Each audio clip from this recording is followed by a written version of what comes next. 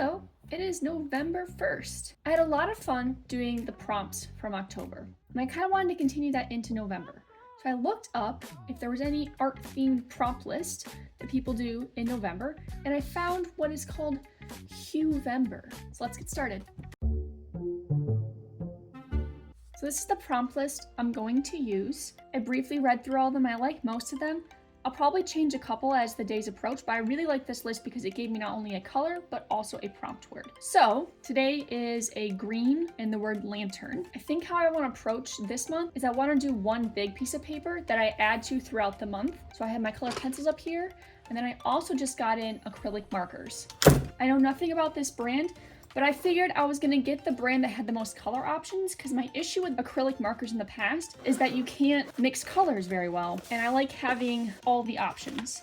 Look at this, isn't that crazy? I feel like we should be able to find a marker that matches each prompt. And I think I'm just gonna use one of these pieces of paper, which is the same paper I used all last month. First, let's try to find a green that matches this green.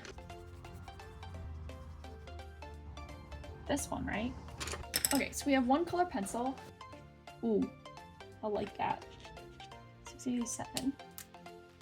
Okay, I think I'm just gonna go with those two. Let's do an inch all the way around for a nice border. All right, that's the center. Week 1, week 2, week 3, week 4, approximately. So for lantern, there's a couple different types. We could do like the paper lanterns. I think those are the cutest. So I'm kind of just thinking maybe doing a little collection of those. So let's just start.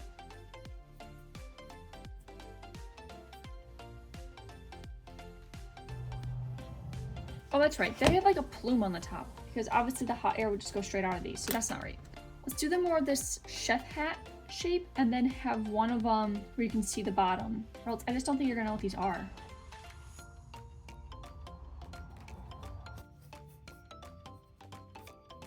Ooh, wait a minute. Wait, why does that look so weird? And then maybe this one is just here. So you only see the top of one of them, but the other two you can see up from the bottom. Oh, let's just go with that. This is interesting because we only have the one green. So it's kind of similar to Inktober in that way, isn't it? And we have the little fire part. Ooh, look at that. Why is it turning red? What? Okay, well, that's weird. They'd have to have like some sort of seam on the top, wouldn't they? Oh my gosh, the red's back. I don't understand where that's coming from.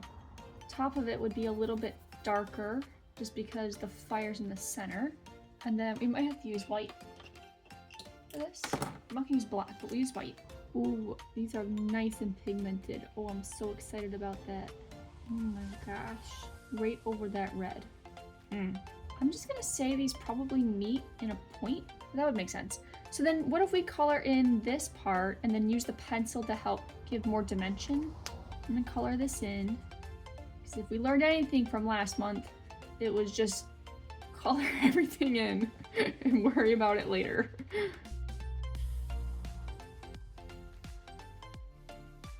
I guess we'll draw in the lines holding this thing up.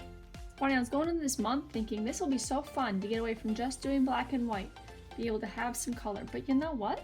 I'm kind of doing the same things that I did last month. I think I'm gonna allow myself to always use white on all these. I used a lot of the white for Inktober as covering up mistakes, but I think for this month I want to use it as an element to help me redefine things, like these lines.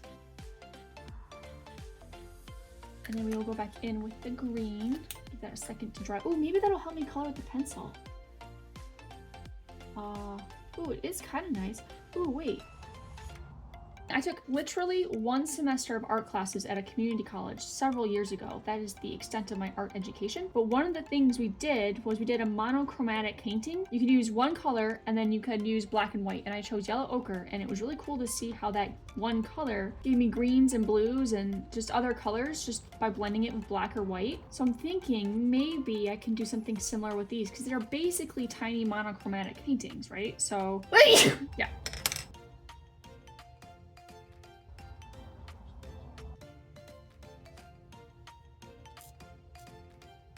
Ah, why was that so juicy? Cool, okay.